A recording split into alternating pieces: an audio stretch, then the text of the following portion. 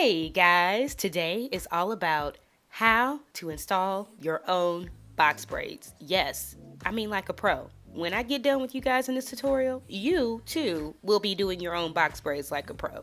Alright, let's get right into it. Here's a snapshot of a couple of things you're going to need to complete this tutorial. Everything I'm using will be listed in the description bar below this video. Okay, let's get into this amazing ombre hair. I used 8 packs of the black, lilac, and gray ombre hair from catface.me. Make sure you guys use checkout code MATV to save some money. Now what I'm going to do is prep my hair.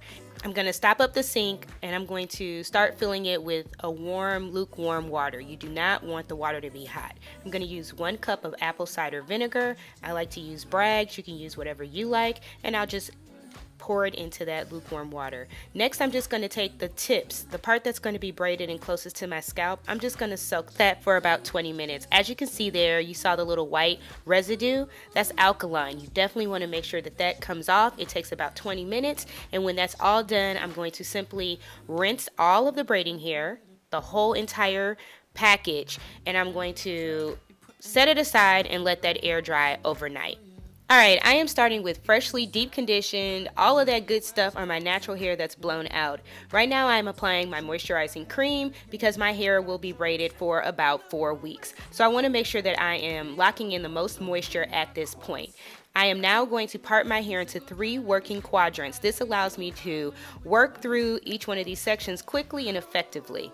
Now I'm going to take my braiding hair that is completely dry, see it's all good, and I'm going to start measuring out the size I want for my braid.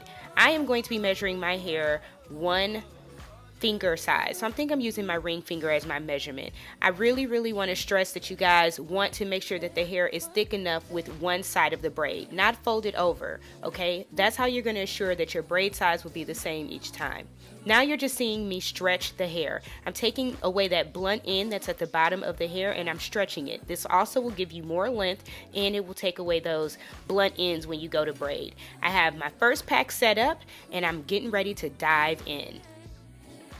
Alright guys, so I have, I would say 3/4 of my hair done, and these are super long. There's no way I'm going to be able to get it all on camera.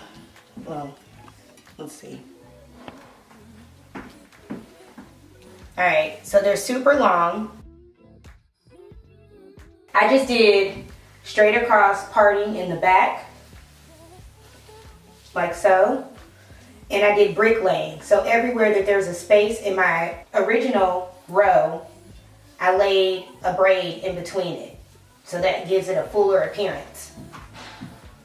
When I got up here, I had this section parted out. You guys saw that this section was parted out. I did diamond parting up here at the top. And it's basically where you part the hair on a slant and then you come down and it makes a perfect diamond part. I like doing that on the front perimeter because it allows the hair to fall in between the spaces and it gives a very full illusion. As you can see, this is my thinner side as far as density because I did not do a middle part. I don't wear middle parts really, so I wanted to do a side part and then just have all the hair be even. So that's where I'm at right now, and I'm about to walk you through how to put the extensions in and do it so easy. Like seriously. My first step is to part out my section of hair I'm going to work with and apply some edge control. Next, I'm going to take those section pieces that I already showed you in the beginning of the video, and I'm going to split that in 3/4 and 1/4. 1/4 is going to equal 1 leg of the braid, and the other 2 are going to equal the other 2 legs of the braid. I'm removing all tangles, and I now have 3 evenly distributed sections, which will give me the most equal and even looking braid. I'm going to put that to the back of my head. I'm going to split my section braid part in half. See that? I got 1 leg of the synthetic hair attached to that half a section, and then I'm going to loop through and grab the other section as well as another leg of the braiding hair. Let's watch that again. Split my real hair in half. As I'm splitting, you can see that I add that synthetic hair into that 1/2. Okay, you see that? So I got 2 legs and then the one in the middle is with the hair. I'm going to grip the other leg from the back. It's very loose. It's okay because when you go to slide your hand back and grip it from the other side, You now have a taunt braid with all of your edges snatched, but in a good way, not in a bad way. We are all about keeping edges around here. And you can just proceed to braid as you normally would. I like to take the braid and pull it to the front of me so I can underhand braid it, which gives me a tighter braid.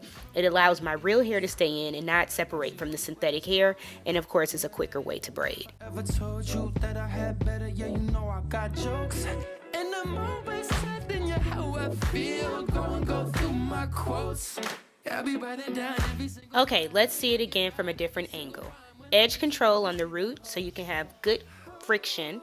You're going to grab your section of hair you already have sectioned out so you know that it's going to be the right size. You're going to split it in 3/4 and 1/4. You're going to loop that, and then you're going to put the hair behind you. I find that when I place the hair behind me, I work better. I always have the 2 open sides in my right hand and the 1 leg in my left hand, if that helps.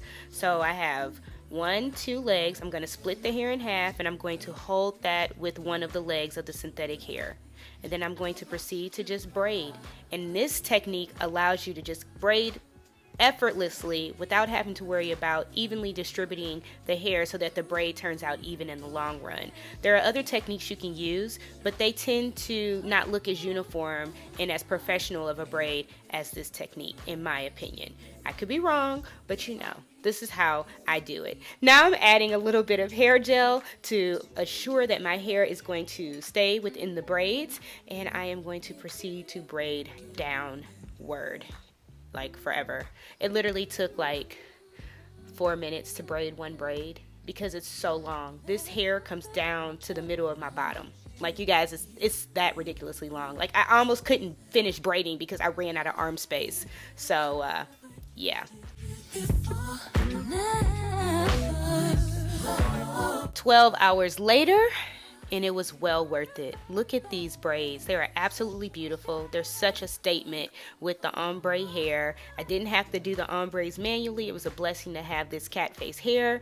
All I had to do was just braid my hair. I have about 70 something braids in my head, and you guys, they are absolutely gorgeous. So make sure you guys are subscribed. Make sure you thumbs up. Comment in the sections down below. Is this something you can see yourself doing? Maybe you can get a friend to come over and help you, and it'll be a lot quicker.